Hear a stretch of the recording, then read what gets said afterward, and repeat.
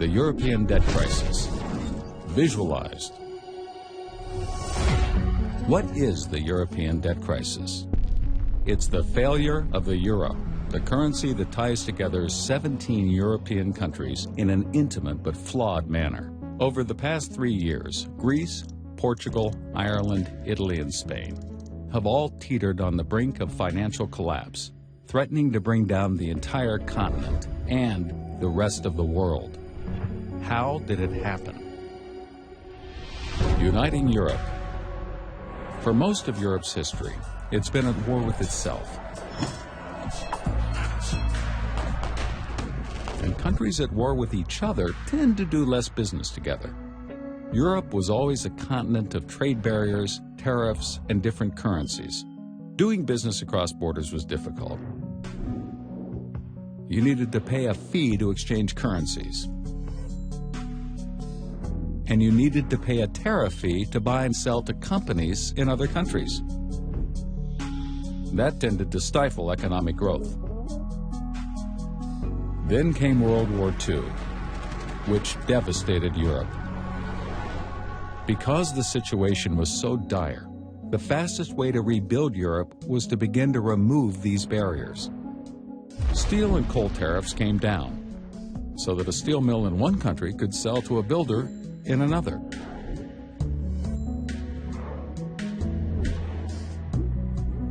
This gave the survivors an idea: a unified Europe, a union across the continent that would end all future wars. Countries began to band together toward this goal, bringing down trade barriers, lowering the cost of doing business. One of the last barriers to fall was the Berlin Wall. With a united Germany, Europe was ready. 27 countries signed the Maastricht Treaty and created the European Union. This made doing business across borders easier, but there was still one major obstacle: the different currencies. A decade later, they had won. The euro launched on January 1st, 1999. Countries adopting the euro, called the euro area, discontinued their own currencies. They also discontinued their own monetary policies, giving control to the newly formed European Central Bank, commonly referred to as the ECB. The euro area now had one unified monetary policy, but it still had many different fiscal policies. A key reason for the current debt crisis. Monetary policy versus fiscal policy. You see, it's important to understand the difference between monetary policy and fiscal policy. Monetary policy controls the money supply, literally how much money there is in the economy and what the interest rates are for borrowing money. Fiscal policy controls how much money a government collects in taxes and how much it spends. The government can only spend as much as it collects in taxes. Anything above that amount, it has to borrow. This is called deficit spending. Before the euro, countries like Greece not only had to pay high interest rates to borrow, but they could only borrow so much. Lenders weren't comfortable lending them too much money. But now that they were part of the euro area's new united monetary policy, the amount they could borrow skyrocketed. Smaller countries suddenly had access to credit like never before. Greece and other countries, which previously could only borrow at rates around 18%, could now borrow for the same low rate as Germany. How? Germany's credit card. You see, joining the euro area is a lot like sharing a credit card. Germany's credit card. Lenders now believe that if Greece was unable to repay its loans, Germany and the other big economies of Europe would step in and repay them because they were now bound by a common currency. With a new abundance of cheap credit, Greece and other European countries were able to adjust their fiscal policies and increase spending to previously impossible levels. Some countries embarked on huge deficit spending programs, primarily for politicians to get elected. They made promises such as more jobs and generous pensions, all of it paid for with the new money they could now borrow. The governments of Greece, Portugal, and Italy accumulated huge debts. However, they were able to repay these debts with more borrowed money. As long as the borrowing continued, so did the spending and the unbalanced fiscal policies. In Ireland and Spain, cheap credit fueled enormous housing bubbles, just as it did in the United States. Credit flowed, debt accumulated, and the economies of Europe became tightly intertwined. Companies began opening factories and offices across Europe. German banks lending to French companies, French banks lending to Spanish companies, and so on and so forth. This made doing business incredibly efficient, while at the same time tying together the collective fate of the euro area. Things continued this way as long as credit was available, and credit was available until 2008. Spurred by a collapse in the U.S. housing market, a credit crisis swept the globe, bringing borrowing to a halt everywhere. Suddenly, the Greek economy couldn't function. It couldn't borrow money to pay for all the new jobs and benefits it created. It couldn't borrow the new money it needed to pay its old debts. This was a problem for Greece, but because of the unified monetary policy, it was also a problem for all of Europe. Much of Europe had been on a spending spree and borrowed more money than it could ever repay. But the problem is somebody has to pick up the tab, or else every country in the euro area will suffer. Since the countries that ran up the bill couldn't repay, everyone looked to Germany. Austerity measures. As the biggest and strongest economy in Europe, Germany reluctantly agreed to help bail out the debtor countries.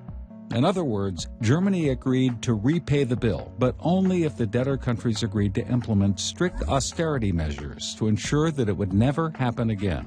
Austerity measures meant sucking it up, cutting spending, borrowing less, and paying back more debt. This sounds like a simple solution, right? It's not. First of all, nobody wants austerity. Austerity means cutting government spending, and since the government is by far the biggest spender in any economy, when the government cuts spending, it cuts the earnings of many of its citizens. People lose jobs, they get angry, they riot in the streets, and austerity also doesn't automatically balance a country's budget. You see, the government collects taxes based on people's earnings. So when earnings are reduced, the government collects less in taxes.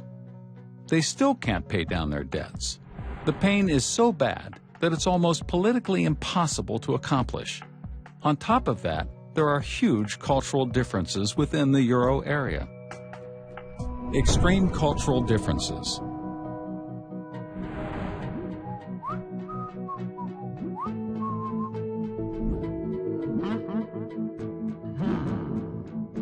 Germany is very financially responsible.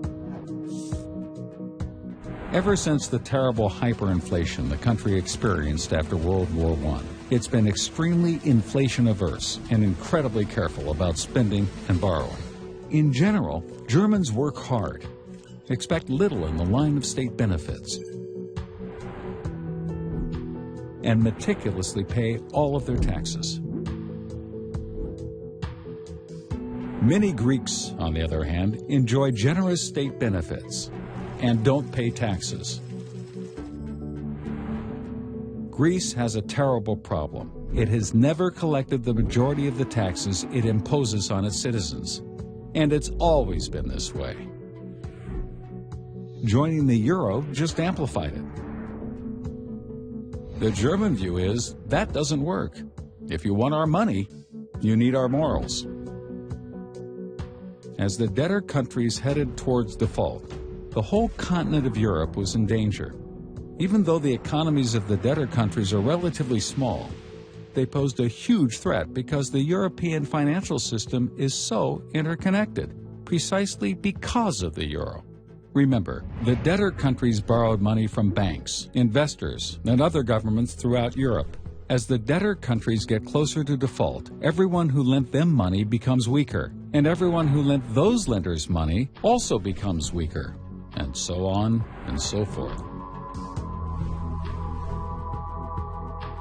A problem in one country could reverberate across the whole continent, triggering a chain reaction of default. If Greece defaults, then Spain could default. Italy, Portugal, and Ireland could be next. Then France, then Germany. Pretty soon, it could spread not just across Europe, but across the world. Fiscal union or breakup. The problem is, even if the debtor nations adopt austerity measures, and even if the bailout from Germany and the stronger countries helps them pay down their debts and avoid the immediate crisis, there's no system in place to prevent this from happening again. This brings us back to that fundamental division of monetary policy and fiscal policy. Ultimately, the euro area requires a fiscal union to match its monetary union, or neither. That is, there must be a political organization with authority to set fiscal policy within every euro area country. It must have the power to cut spending, raise taxes, and set laws. A fiscal union like this could actually prevent excessive borrowing and spending.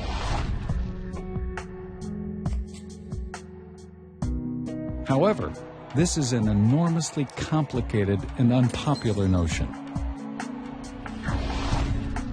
It means surrendering sovereignty to a higher power. In essence, a United States of Europe. Yet, without a centralized fiscal union, countries will continue to run deficits, accumulate debt, degrade the value of the euro, and threaten the stability of Europe. Can Europe take the necessary steps and create a fiscal union alongside the monetary union? Or will the monetary union break up and the euro disappear?